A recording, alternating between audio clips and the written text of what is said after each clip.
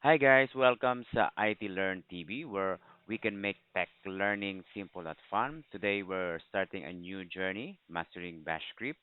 Kung gusto mong magiging confident sa automations at learning command, this series is for you.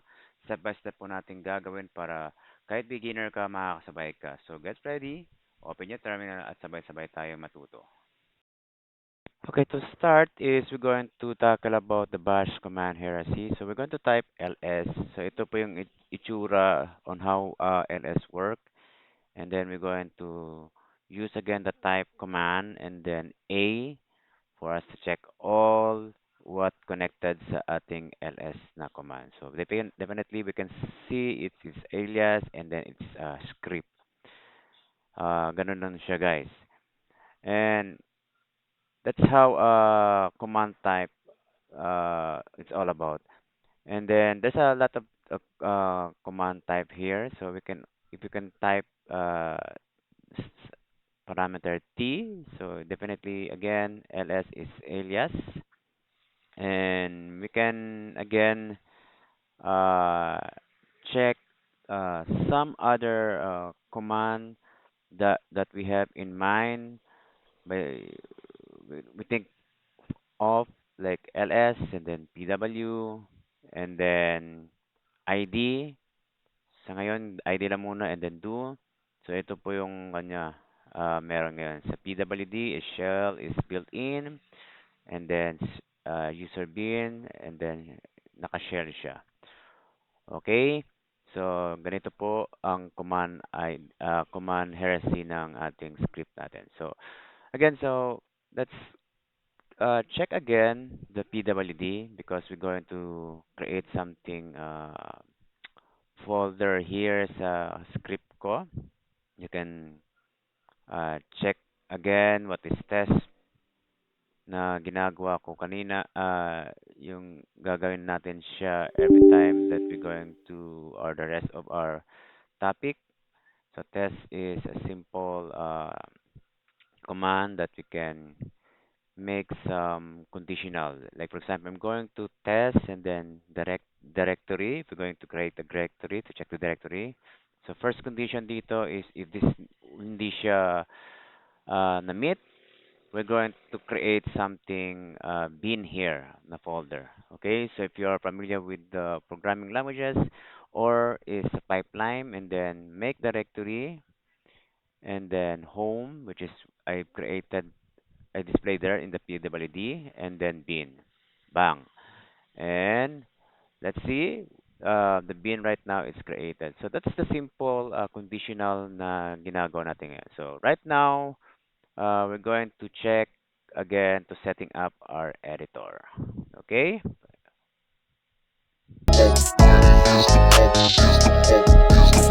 Okay, to setting up our Vim here because I chose Vim sa editor ko sa the rest of our editor, tutorial I mean.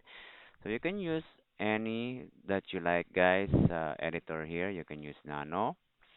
You can use also Vim like I'm using here right now or VI or you can use GID if you are in GUI base. So mine is I'm going to use VI here sa tutorial. So to create a settings sa ating VI, so if you're familiar with the Vim RC, if you don't, so I'm going to create here a Vim RC, a hidden Vim RC is a setting na pwede natin i-load sa ating Vim natin. Okay? First, I'm going to check first, so LSA and then the Vim RC. And we don't have an RC. Yeah, I definitely have here already the Vim RC. And then I'm going to edit na lang guys for you. So Vim RC. Okay.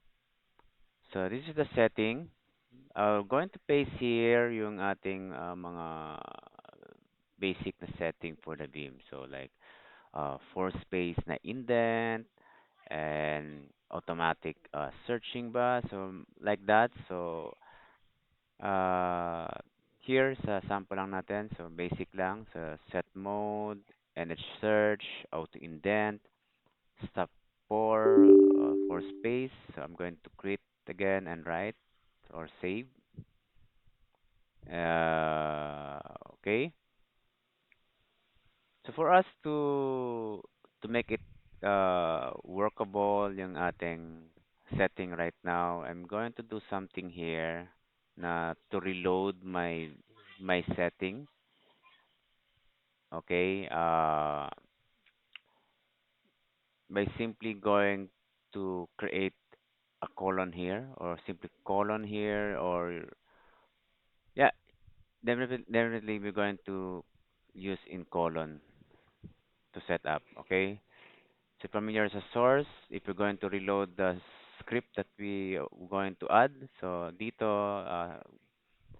sa editor mismo ang gagawin natin source and then the vim rc and then it will going to reload. Okay?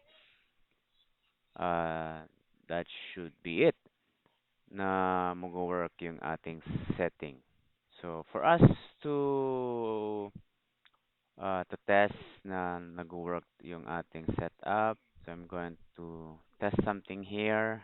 So probably I'm not going to exit here for our sample natin because I already open our our this is a file already guys, no?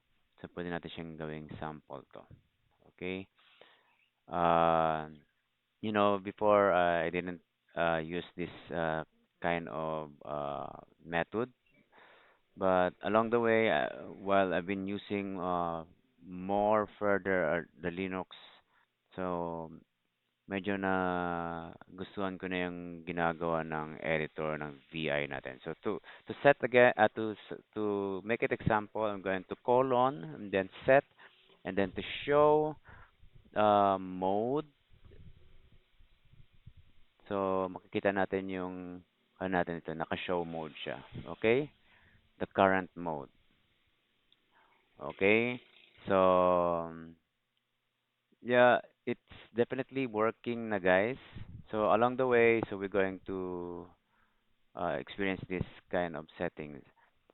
We're going to set no, so colon set and then no x.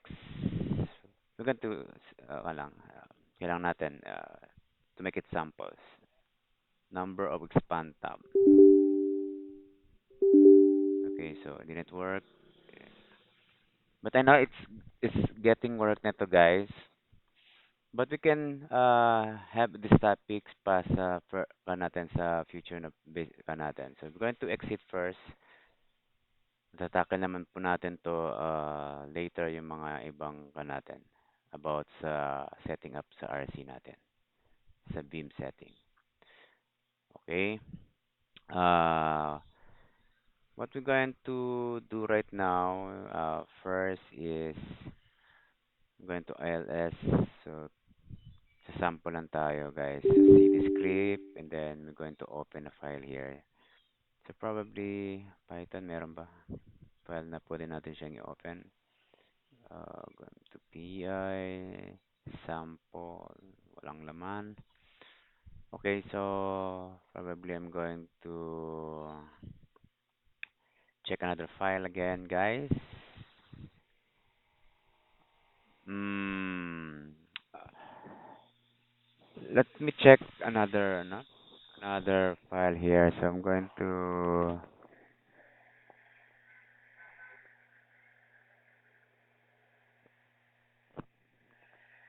So what's the best thing that we can do here is uh, am I going to create or open another file sa kabilang ano. So we're going to quit this here. Uh, let me check sa another file like sa script yata I think meron. Sabihin natin sa cd natin. Again, how about Beam? Okay. LS, so there's a file here. sample, and then snippet script yan. So ito, simple lang to, no? Konting line lang. Probably it's enough na for our help example. So we're going to colon and then forward, and then we're going to search a keyword. So, hindi siya keyword guys, ha? So basically, you put something here na word na kailangan nyo i-search. Okay, like hello. So if going to enter, so yung cursor is pumupunta siya sa line 2.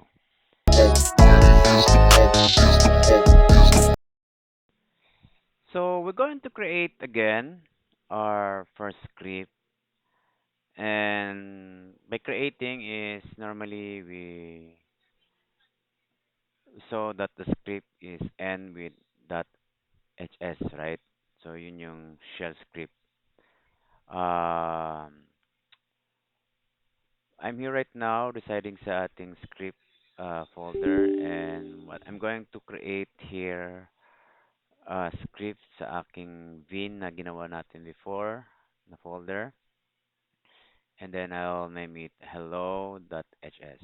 Okay, every time you create a script, so it end with at extension with hs.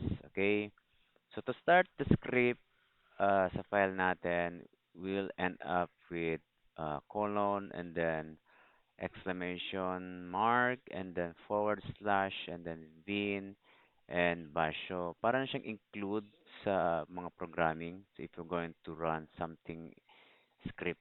Okay, so the simple script that we're going to display sa ating first natin is yung echo.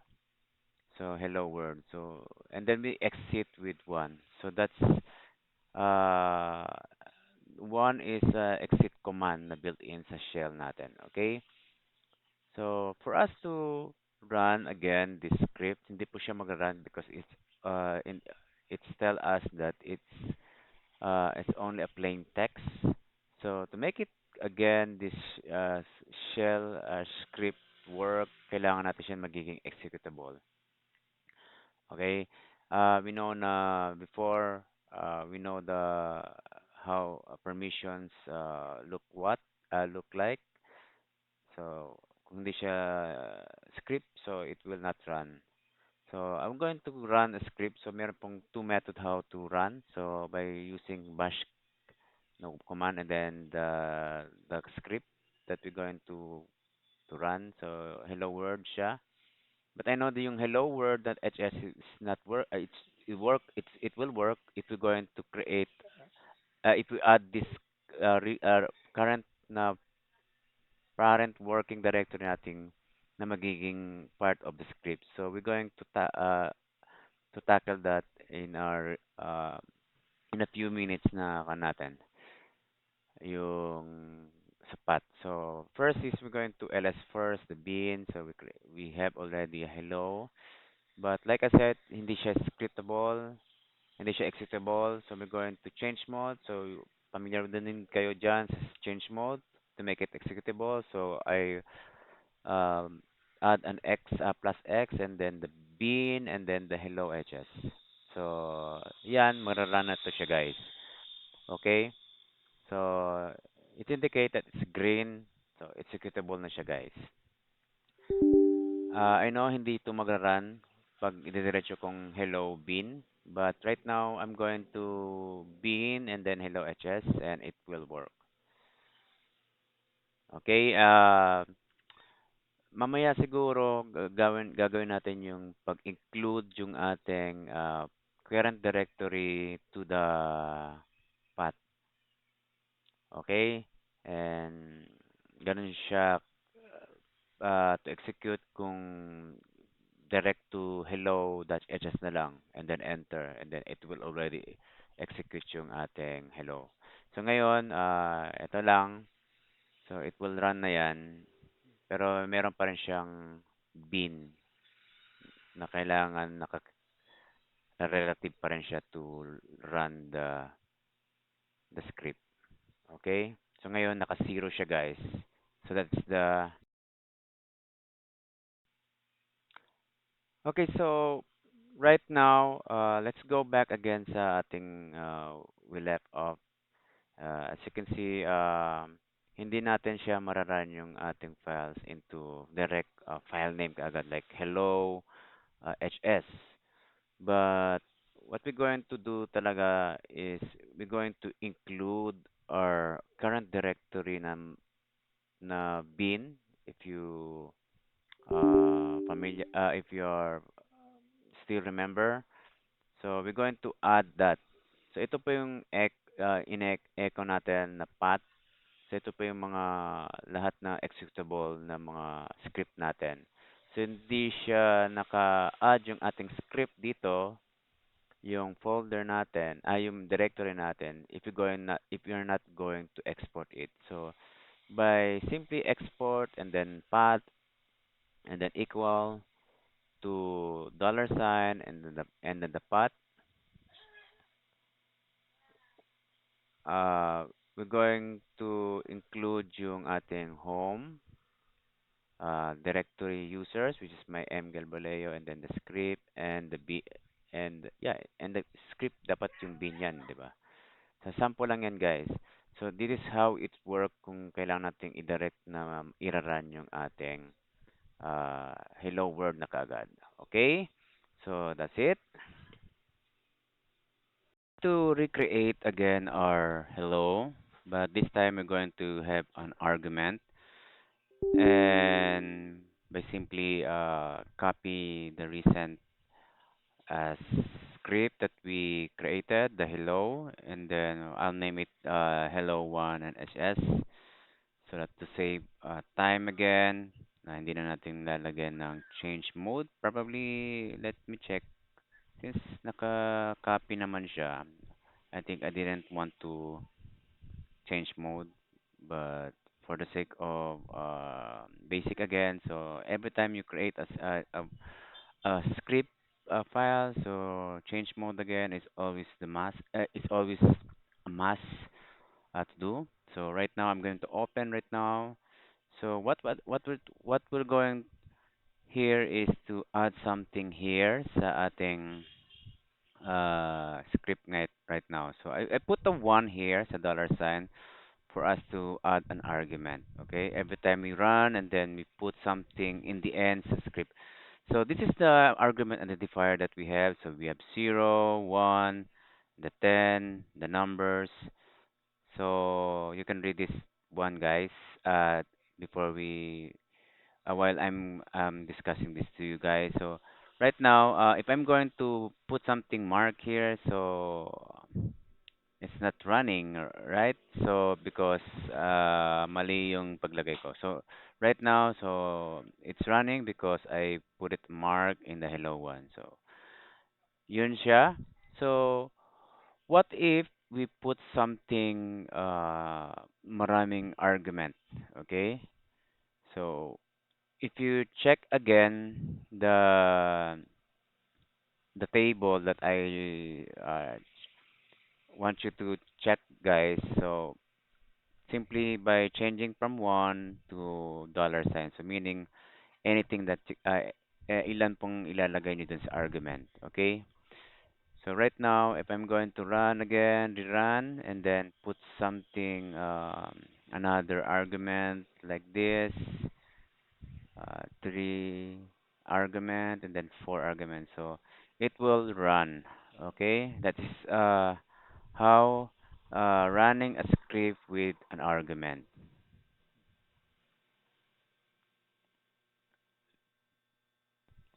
So another we notice here that in programming, so meron po tayong mga double quote, single quote. So it does matter here sa script. Okay?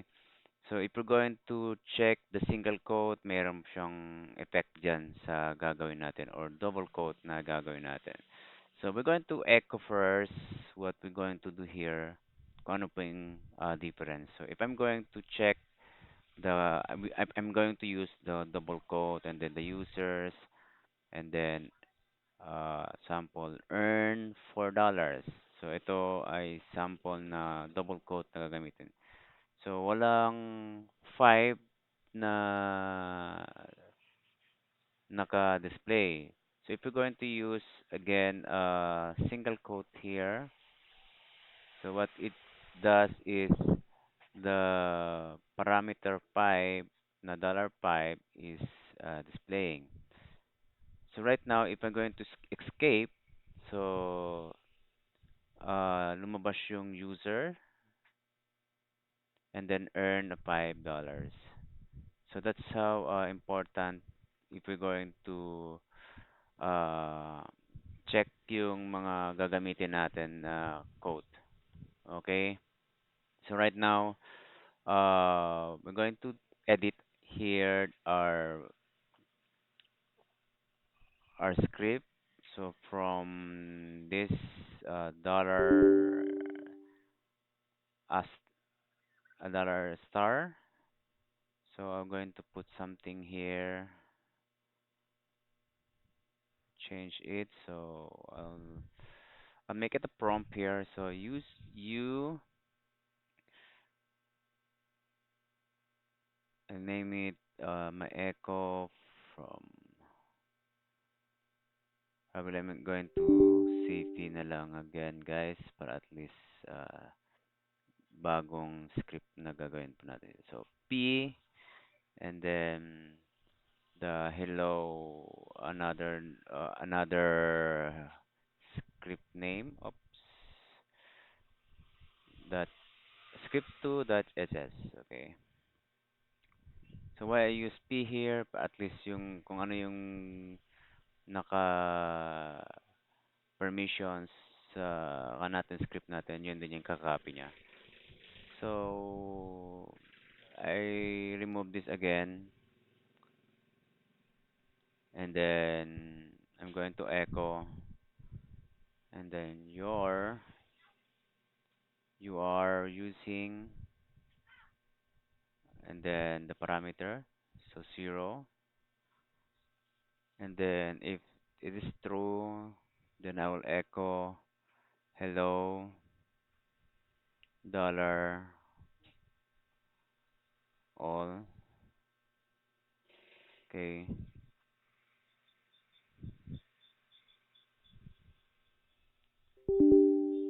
and then I'm going to run it.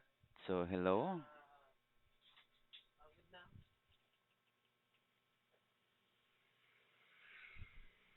Okay, hello Mark.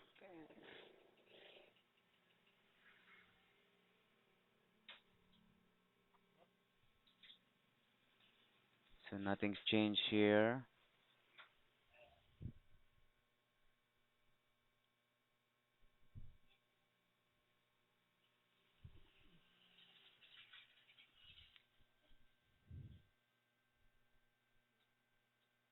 So I changed this to dollar. So I'll put it a base here, base name. So basically kung ano po yung i-output natin na file name and then this zero dollar sign zero and then it will output something here. Okay, yung so you're using the hello one. So instead of the bin, the relative. Okay, and then it will appear the hello mark. So we can also use that. It's also useful sa scripting natin yung mga uh, default na mga base name na ginagamit for the our system. And if we're going to recreate this again, so we can do this in single quote and then like that. So pwede rin yun siyang ganun. Okay? So let us test it again. So same ang uh, output. Okay? So that's it.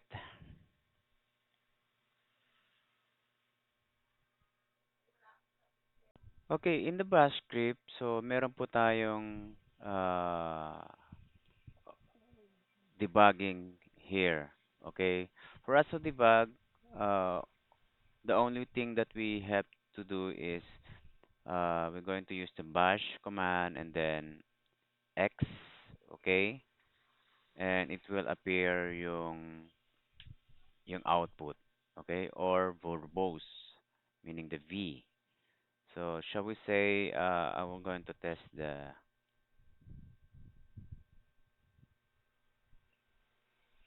V. So lahat po ang ipiprint niya, okay? Including yung nandito ngayon. So you're using the base name, the hello.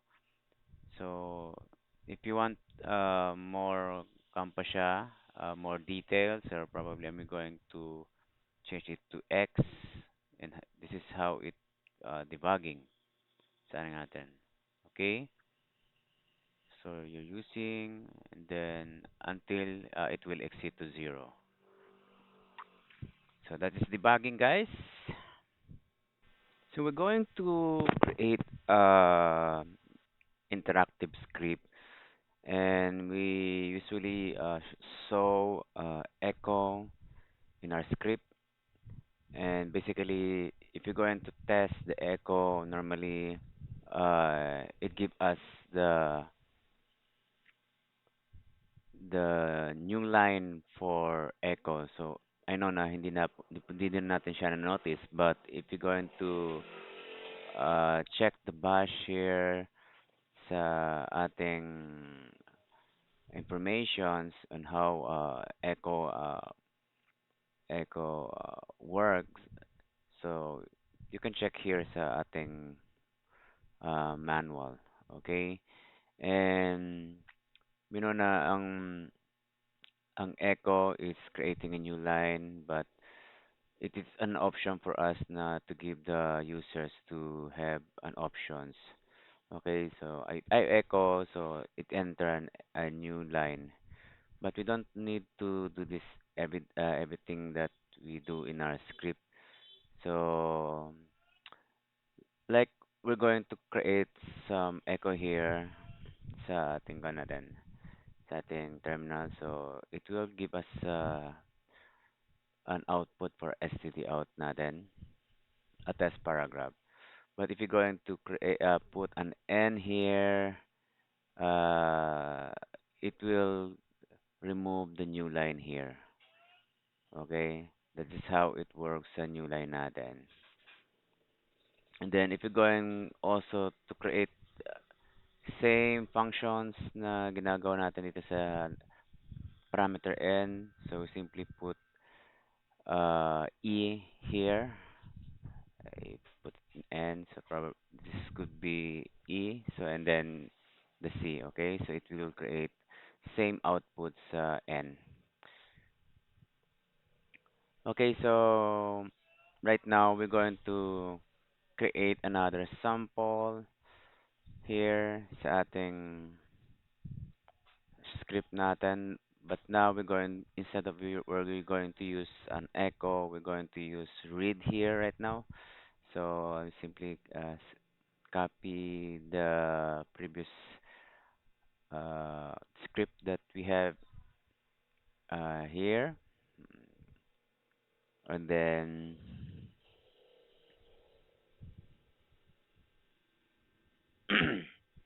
okay,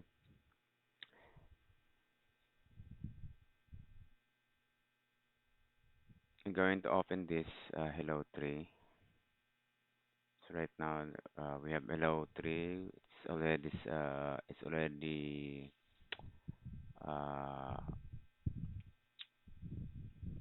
executable. So meron po tayong i-change dito. We have to change here something here. So instead of we're going to put something echo n.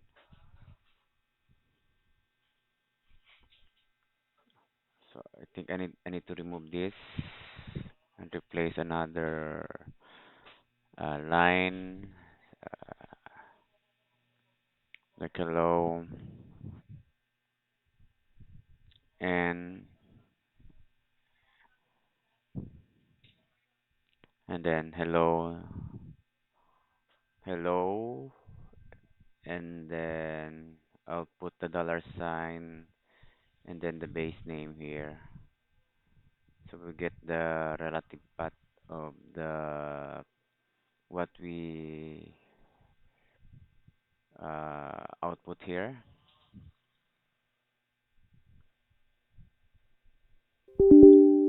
Okay, so we're going to introduce the read here.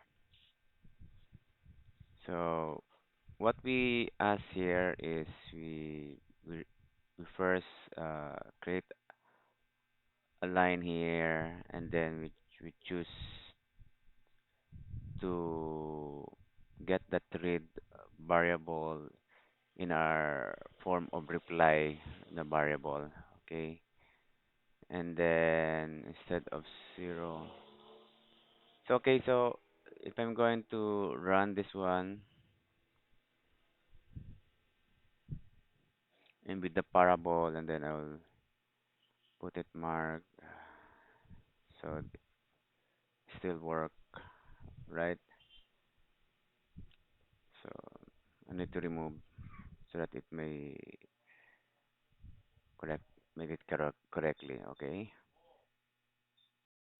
Okay, we're going to enhance the script. So sa ating read na prompt, and as you can see, we only put a reply dun sa ating uh, script na variable when we usually wait for the user to type.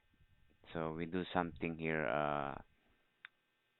more I think medyo kakaiba siya.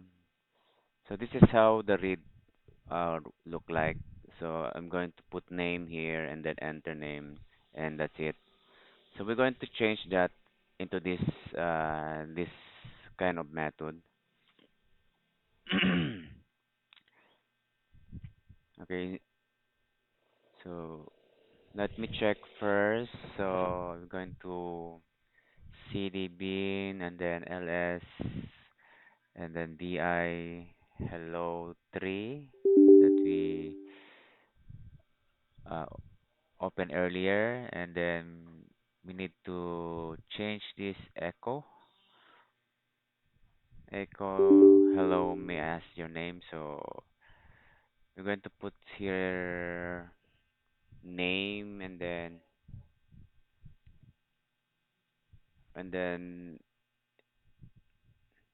it should be read here, and then and the echo would be the name here because we declare name here as a variable in this, and the echo should be dollar sign name. That's how we get this output sa std out natin. Okay, so if we're going to run it, okay, I think we missed something here sa ating script. Okay,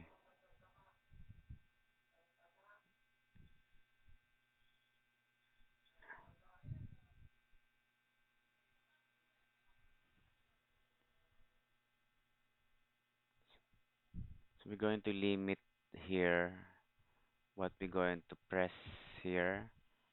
So if ever na we created, we give the output and then we give a new line one here and then pause for a while and then we're going to press if we're going to exit. Yun lang siya guys. So ito po yung basically ang gagawin dito sa ating script. Okay? New line and then the parameter, the prompt that we're going to pop up sa ating std out. Yan, and then we're going to execute that hello 3. So it's not found because I didn't put the path of my folder sa ating path. Maybe you can check that in the last option, last lesson that we have. So I'm going to open this into relative execution. So I'm going to cd and then uh, bin and then like that. So you can see, oh, so I got an invalid here. So maybe I created, I make a mistake here sa line 2 natin. Okay, BI again.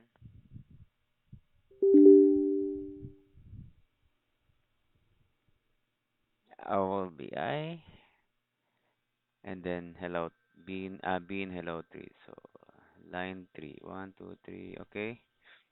So somewhere here I forgot something here. Let me check first.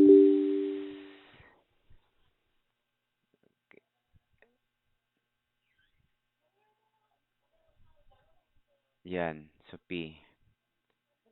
And then we're going to execute it. Yan, so my name, and then I will enter here. Name, provide the names, and then press, and then exit. So that is how, again, it works.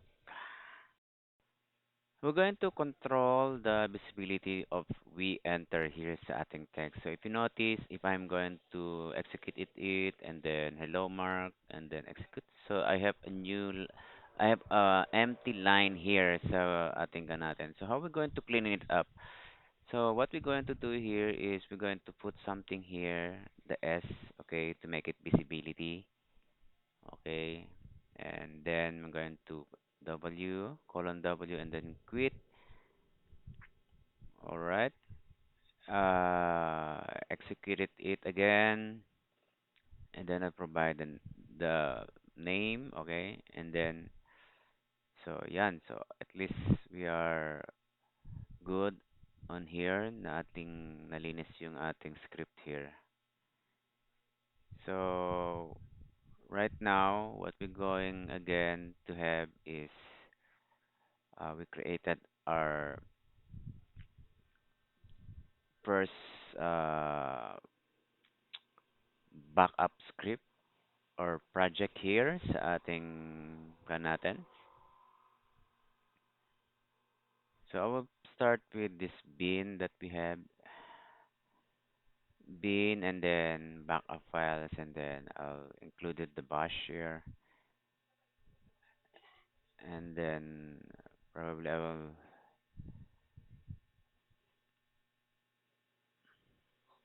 type na lang guys. So you can follow me guys on this.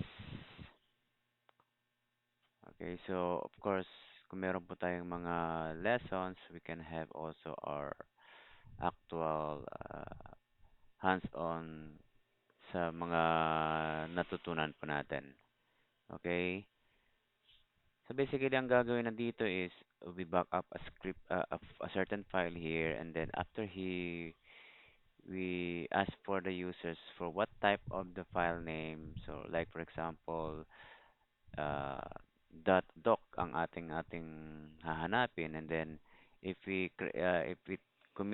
if it's already uh, nakan yung conditions, so we're going to execute the next conditions right now. And then I think we're going to create the file name if wala po yung name ng backup files natin. So we're going to create that. So and then after that, i-search natin kung ano yung mga files na i i-copy natin to that backup that we created. Okay?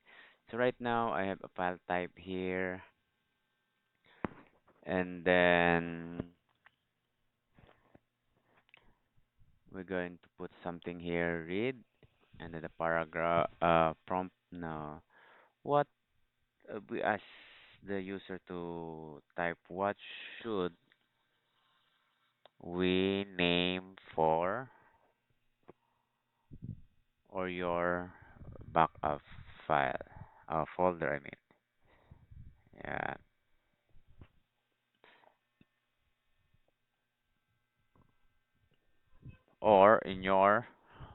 home directory. Okay? And then, syempre, maglalagay po tayo ng uh, file name, another variable that we're going to store here sa ating, so I'll name it backup folder.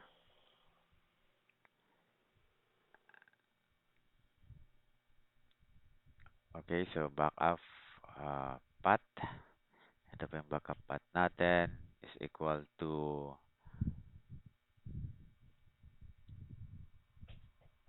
home and then backup folder. Kung ano po yung inas natin sa second prompt natin. And then here, we're going to make directory and then the path and then the home, up, backup folder, path,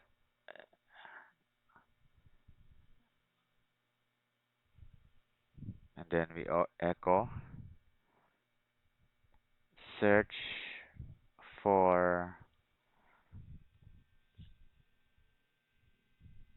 the file type. Okay, that's what I'm mean to you guys na pag nagawa na natin yung ikalawang conditions, if you created the backup, we're going to search a file type and then that file type will be moved sa ating backup folder. So ito po yung script all about, okay?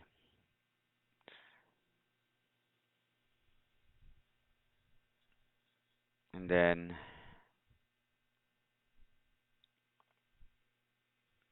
ito nang next guys, will you going to use the command find and then the home directory natin, home users natin, and then the type, and then uh, file type is uh, n- file of the name, file type name, and then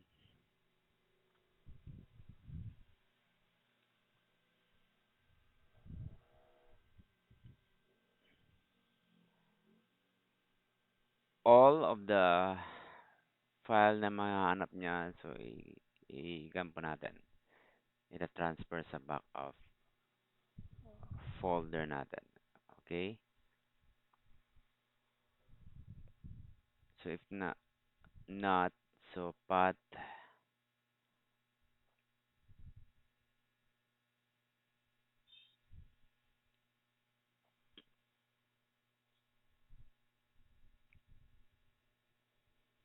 so backup file,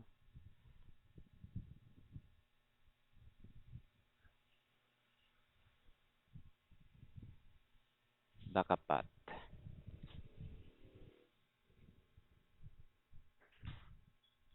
If not the path, so we're going to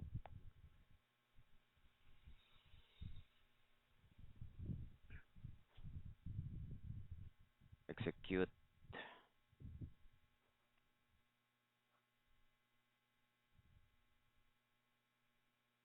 cp here,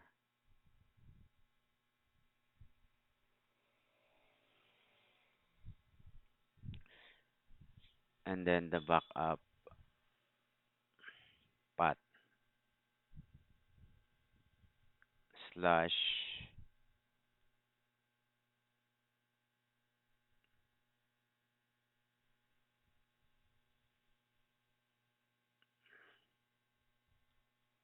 the, so,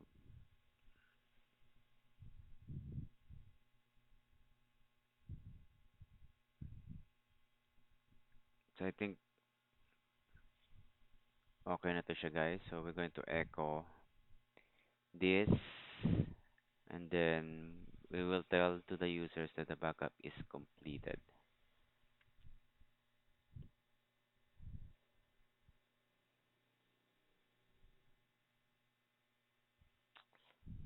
Okay, and then your file. Your files are,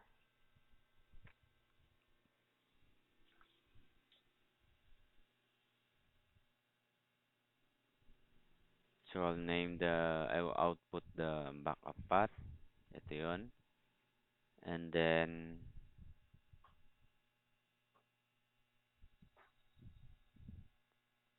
that's it. So we're going to exit again, and then we're going to try to execute it kung nag-work to siya. Okay, so hindi siya naka-execute. So we're going to change mode and then an X parameter to make it executable, and then so it's already executable yung file natin. We're going to try if it is working. So I'm going to type HS the script. So what type of the backup folder? I'm going to name it backup. Yeah, and then backup is completed. So if you're going to check on it, nasa sa home directory, and then we see here, somewhere here, yun. Eh, yeah, CD backup, and then that's the file that we already copy from different folder that we saw or we find sa ating scan.